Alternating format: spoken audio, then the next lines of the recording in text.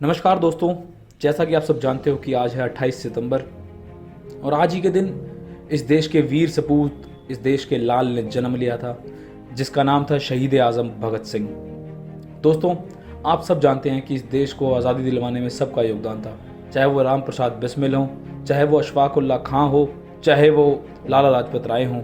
लेकिन बड़ी ही अचरज की बात यह है दोस्तों कि कहीं ना कहीं हमारे इतिहासकारों ने, हमारे इतिहास लिखने वालों ने इन वीर सपूतों का नाम कहीं ना कहीं इतिहास में गुम कर दिया। और ये कहा जाता है कि चरखी से आज़ादी आई थी। तो दोस्तों, मैं उन सब के लिए कहना चाहूँगा कि जाने कितने झूले थे फांसी पर, कितनों ने गोली खाई थी। अरे क्यों झूठ बोलते हो साहब कि चरखे से आज़ादी आई थी। चरखा हरदम खामोश रहा और अंत देश को बांट दिया। लाखों घर बेघर हो गए जब गांधी ने बंदर बाट किया। अरे जिन्ना के हिस्से पाक गया, नेहरू को हिंदुस्तान मिला, और जो जान लुटा गए भारत पर, उन्हें ढंग का ना सम्मान मिला। दोस्तों, बड़े ही अचरज की बात है कि डीयू जैसे एक प्रतिष्ठित संस्थान के अंदर हमारे देश के शहीदों को एज अ टेररिस्ट जो है डिप्लॉय किया जाता है, अपनी किताबों के अंदर पढ़ाया जाता है कि ये टेररिस्ट थे। बड़े ही अचरज की बात है। और ये सब किसी अन्य देश में नहीं हो रहा दोस्तों, ये हो रहा है आपके खुद के अपने देश में, भारत देश में। तो दोस्तों, मैं आज आपसे बात करने वाला हूँ भगत सिंह के जीवन परिचय के बारे में। दोस्तों, जैसा कि आप सब जानते हो कि भगत सिंह ने बचपन में ही, उनके पास वहाँ पर अंग्रेजी स्कूल भी थे, लेकिन उन्होंने डीएवी स्कूल, दयानंद एंग्लो वैदिक स्कूल्स जो थे, जो हमारी भारतीय सभ्यता पर आधारित थे, उन्हीं स्कूलों में पढ़ने का निर्णय लिया था। दोस्तों, लगभग 13 साल की उम्र जब उनकी हुई थी तो उस समय जलियांवाला बाग कांड हुआ था। जैसा कि आप सब जानते हो, 13 अप्रैल 1919 को ये जलियांवाला बाग कांड हुआ था दोस्तों, जहाँ पर जनरल डायर ने जो है फायर ओपन कर दिया था निहत्थे बेसहारा लोगों के ऊपर, और वहाँ पर जो है लाखों की तादाद के अंदर लोग मारे गए थे। और उस समय भगत सिंह लगभग 13 साल की उम्र के थे दोस्तों, और उस समय भगत सिंह लगभग 30 से 40 किलोमीटर पैदल चल करके गए थे जलियांवाला बाग कांड जहाँ हुआ था वहाँ पर, और वहाँ की मिट्टी अपने साथ, आपको पता है वहाँ पर जलियांवाला बाग जहाँ पर हुआ था, वहाँ के कुएं में से अगर बाल्टी भर के आप आज भी अगर पानी निकालोगे तो वहाँ उसमें खून की बूंदें निकलेंगी। और उस जगह पर जलियांवाला बाग कांड हुआ, वहाँ भगत सिंह जो है अपने साथ एक बोतल लेके गए और वहाँ पर उन्होंने उस मिट्टी को इकट्ठा किया और मिट्टी लेकर के घर आए। और शाम को जब लेट पहुँचे तो उसकी बहन ने पूछा कि भाई इतना शांत क्यों बैठे हो, तो वो बोतल के अंदर देख रहे थे कि यहाँ पर इस देश के लोगों की मिट्टी के अंदर वो खून है जिन्होंने शहीदी दी है, ये ज़ाया नहीं जानी चाहिए। वहाँ से उनके अंदर वो इनकलाब की ज्वाला उत्पन्न हुई दोस्तों। उसके बाद दोस्तों काकोरी कांड हुआ। काकोरी कांड के अंदर भगत सिंह ने सोचा कि मुझे कुछ ना कुछ तो करना होगा, मुझे बदला लेना है। उस बदले की आग के अंदर उन्होंने जो है, आप जानते हो कि हमारे देश के अंदर 2 दल बन चुके थे, एक नरम दल और एक गर्म दल। तो उन्होंने जो है गर्म दल के साथ जाने का निर्णय लिया, और गर्म दल के साथ मिलने के बाद उन्होंने काकोरी कांड को अंजाम दिया। आप इसको काकोरी कॉन्स्पिरेसी के नाम से भी जानते हो। काकोरी कांड इन्होंने इसलिए किया ताकि हम पैसा जुटा सकें, और पैसा जुटा के हम लोग जो हैं बंदूकें वगैरह खरीदेंगे। और तो उन्होंने जो है काकोरी कांड के अंदर पैसा लूटा, और उस समय जो काकोरी कांड हुआ उसमें लगभग उन्होंने लूट के अंदर जो है लगभग 8,000 रुपया जो है लूट का इकट्ठा किया दोस्तों। और ये कहते थे उस समय जो काकोरी कांड हुआ दोस्तों, काकोरी कांड के अंदर, वहाँ पर आपको बता दूं मैं, काकोरी कांड के अंदर जिन्होंने इस चोरी को अंजाम दिया उन सब वीर देशभक्तों के नाम थे राम प्रसाद बिस्मिल, अशफाक उल्लाह खां, राजेंद्र लहिरी, ठाकुर रोशन सिंह, सचिंद्र बख्शी, चंद्रशेखर आज़ाद, केशव चक्रवर्ती, बनवारी लाल, मुकुंदी लाल और मनमथ नाथ गुप्ता। ये वो लोग थे दोस्तों जिन्होंने चोरी को अंजाम दिया, और लगभग 8,000 रुपये की जो है चोरी की गई थी। और ये जो नंबर 8 ट्रेन थी, ये जा रही थी, जिस ट्रेन के अंदर ये चोरी की गई थी वो थी शाहजहाँपुर से लखनऊ जाती हुई ट्रेन थी, जिसके अंदर जो अंग्रेज़ थे उनका पैसा था वहाँ पर दोस्तों। और इस अगुवाई के अंदर, इस चोरी के अंदर लगभग 40 लोगों की गिरफ्तारी की गई थी, और ये चोरी को अंजाम दिया गया था 9 अगस्त 1925 को दोस्तों। ये अंजाम दिया गया था उस समय जिस समय जो है इंडियन इंडिपेंडेंस मूवमेंट चल रहा था दोस्तों। इसके अंदर राम प्रसाद बिस्मिल, रोशन सिंह, राजेंद्र नाथ लहरी और अशफाक उल्लाह खां को जो है मृत्युदंड दिया गया था, to be hang till death उन्हें डिक्लेयर किया गया था दोस्तों। और सचिंद्र नाथ सन्याल और सचिंद्र नाथ बख्शी को काला पानी की सजा हुई थी दोस्तों।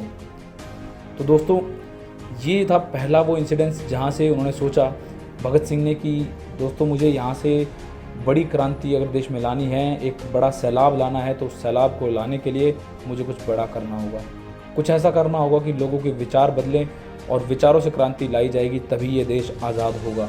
और वो काफ़ी प्रभावित थे कार्ल मार्क्स और लेनिन की विचारधारा से। उस समय फ्रेंच रेवोल्यूशन के अंदर जो है वहाँ पर भी मांग उठ रही थी आज़ादी के लिए, तो वहाँ की किताबें पढ़ते थे। लाइब्रेरी के अंदर जो है अपने टाइम में, जिस टाइम स्कूल टाइम में थे, वहाँ पर उस समय के जिस समय बच्चे स्कूल के अंदर जो है 2 से 4 से 5 बुक्स पढ़ते थे, उस टाइम में इन्होंने 50 बुक्स पढ़ डाली। और इनका बहुत ज़्यादा इंटरेस्ट था पढ़ाई के अंदर। ये इस विचारधारा के व्यक्ति थे कि ये मानते थे कि विचारों से ही क्रांति लाई जा सकती है। अगर कोई बड़ा सैलाब लाना है तो उसके लिए विचार होने ज़रूरी हैं।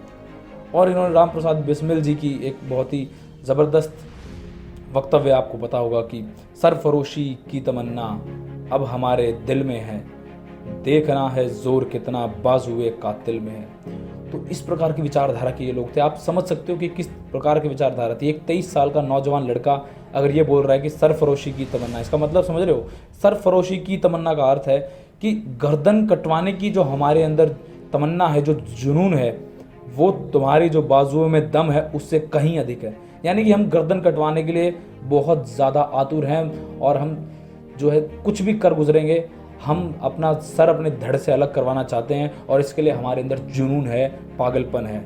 ये उस विचारधारा के लोग थे दोस्तों। अभी आपको पता है कि उसके बाद फिर साइमन कमीशन आया। साइमन कमीशन को जो है बायकॉट करने के लिए इन्होंने लाला लाजपत राय जी से संपर्क किया। लाला लाजपत राय जी काफ़ी इनसे थोड़ी सी विचारधारा अलग थी इनकी, क्योंकि वो नरम दल के व्यक्ति थे। तो विचारधारा भले ही अलग थी, लेकिन दोस्तों लक्ष्य सबका एक था और वो था आज़ादी। वही एक लक्ष्य था। और साइमन कमीशन गो बैक का नारा इन्होंने दिया वहाँ पर। और आपको पता है कि वहाँ पर जो है लाठीचार्ज हुआ और उस लाठीचार्ज में विरोध करते हुए लाला लाजपत राय जी को चोटें आई और हॉस्पिटल में जाने के बाद जो है इलाज के दौरान उनका देहांत हो गया। भगत सिंह को काफ़ी आहत हुआ कि जिनकी अगुवाई में भले ही उनके विचार नहीं मिलते थे, लेकिन जिनकी अगुवाई में वो उनको पिता समान मानते थे, लाला लाजपत राय जी को, तो उन्हें काफ़ी आहत हुआ कि मेरी आंखों के सामने मेरे पिता तुल्य व्यक्ति का जो है देहांत हो गया। इस स्थिति के अंदर जो काफ़ी ज़्यादा जोश में वो आ गए और तब उन्होंने निर्णय लिया कि जिसने ये काम किया यानी कि जॉन सैंडर्स, हम उसको गोली मारेंगे, हम उसे ज़िंदा नहीं छोड़ेंगे।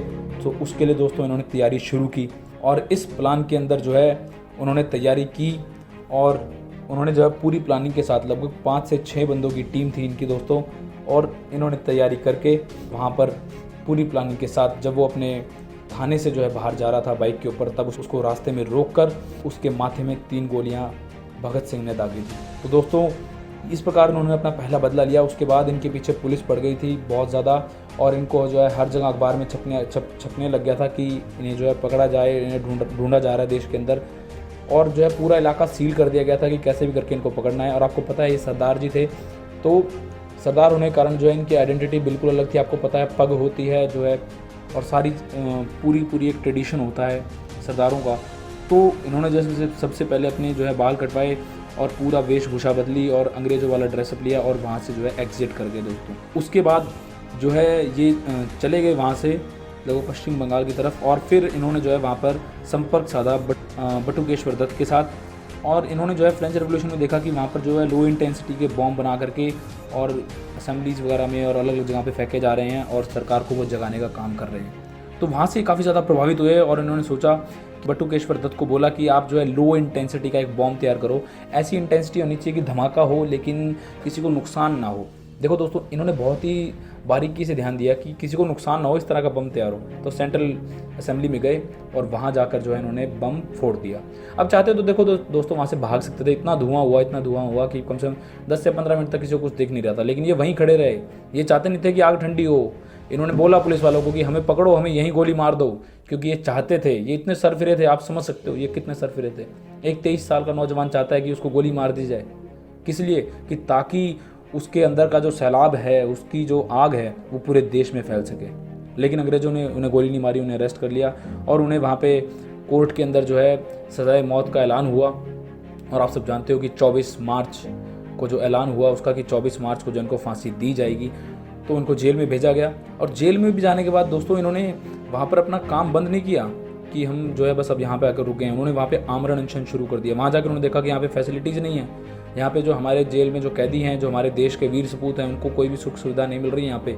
यानी कि ना खाने की व्यवस्था है ढंग से, ना वहाँ पे कोई खिड़कियाँ लगी हैं, ना हवादार, इस प्रकार की कोई भी सुविधा वहाँ मिल नहीं रही थी। तो उन्होंने वहाँ भी अनशन शुरू कर दिया और लगभग 60 दिन का अनशन वहाँ उन्होंने आमरण अनशन जो है घोषित कर दिया।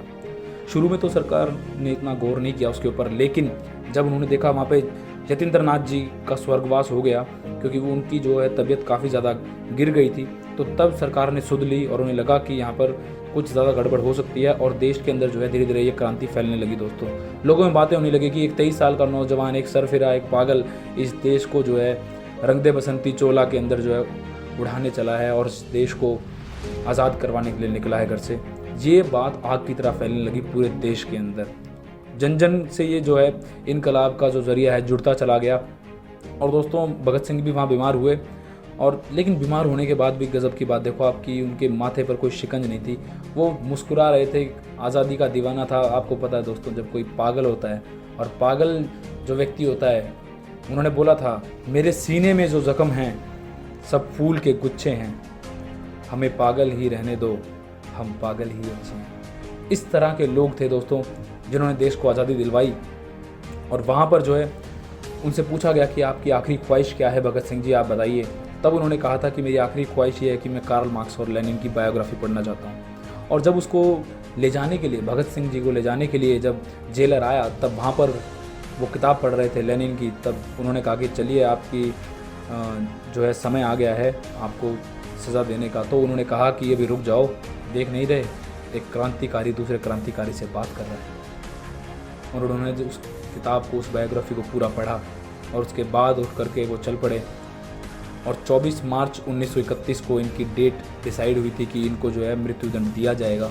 लेकिन जब अंग्रेज़ी सरकार ने देखा कि पूरे देश के अंदर ये आग की तरह फैल चुके हैं और बेकाबू हो जाएगी जनता, उन्हें लगा कि शायद हो सकता है कि जनता विद्रोह कर दे और ये विद्रोह इतना बड़ा हो, इतना विध्वंसकारी हो कि हो सकता है कि सरकार की जड़ों को हिला दे। तो इसलिए उनको एक रात पहले ही, ऐसा पहली बार हुआ दोस्तों कि रात में किसी को फांसी दी गई हो। रात को जो है उनको फांसी के लिए लाया गया। और उस समय भगत सिंह जी ने कहा कि क्या ऐसा हो सकता है कि हमें काला कपड़ा ना डाला जाए गर्दन पर और हाथ भी ना बांधे जाएं, हम चुपचाप फांसी ले लेंगे। तो जेलर ने कहा कि हाथ तो हम नहीं बांधेंगे, लेकिन भगत सिंह जी काला कपड़ा ज़रूर डालना पड़ेगा, क्योंकि आपको पता है कि जेलर भी हिंदुस्तानी ही था। और फांसी के फंदे को उन्होंने, आपको पता है, आप सोच सकते हो कि एक 23 साल का नौजवान है और वो फांसी उसको हो रही है, उसको पता है कि आज उसका आखिरी दिन है और आज के बाद वो कल का सूरज नहीं देखेगा। उस समय उसका क्या रहा होगा दोस्तों? अगर आप अपने आप से अनुमान लगा के देखो, अगर आप अपने आप को उनकी जगह रख के देखो, तो आपको कैसा महसूस हो। लेकिन दोस्तों, उनके माथे पर कोई शिकंज नहीं थी। वो हंसते खेलते हुए आज़ादी का दीवाना उस रस्सी को चूम करके, जिस रस्सी से उनको फांसी दी जानी थी, उस रस्सी को चूम करके उन्होंने कहा कि इनकलाब जिंदाबाद। ये कहते हुए दोस्तों उसने फांसी के फंदे को चूम लिया। दोस्तों, बड़ी ही अचरज की बात यह है कि हमें पुस्तकों में हर जगह पढ़ाया जाता है कि महात्मा गांधी इस देश के राष्ट्रपिता हैं, जवाहरलाल नेहरू इस देश के चाचा हैं, इंदिरा गांधी इस देश की बेटी है। तो सबसे बड़ा सवाल ये खड़ा होता है दोस्तों कि क्यों भगत सिंह को आज तक राष्ट्रपुत्र का दर्जा नहीं दिया गया। ये सवाल सिर्फ मेरा नहीं है, ये सवाल आपका भी होना चाहिए, क्योंकि आज़ादी की खुली देश के अंदर सांस अगर कोई ले रहा है तो मैं भी हूँ और वो आप भी हो दोस्तों। इस देश के अंदर अगर आज से 75-80 साल से पहले अगर मैं आपको लेके जाता तो शायद हमारे अगर दादे परदादे अगर जिंदा होते और हम उनसे मिले होते तो शायद आपको इस बात का अनुमान होता कि देश के अंदर गुलामी क्या होती है। गुलामी की हवा के अंदर जिन लोगों ने सांस ली, उन्होंने अपनी जवानी इस देश के लिए कुर्बान कर दी। और बड़े ही अचरज की बात यह है कि हम उन्हें उस प्रकार का सम्मान तक नहीं दिलवा सके दोस्तों, जिस प्रकार का सम्मान उन्हें मिलना चाहिए था, जिस प्रकार का ओहदा उन्हें मिलना चाहिए था। राष्ट्रपिता का आपने दर्जा दिया, मुझे उस बात से कोई आपत्ति नहीं है, लेकिन आपने उन लोगों को वंचित कैसे कर दिया जिस पुत्र ने इस देश के लिए अपनी जवानी दांव पर लगा दी। हमें अपने हीरोज़ को पहचानना होगा दोस्तों।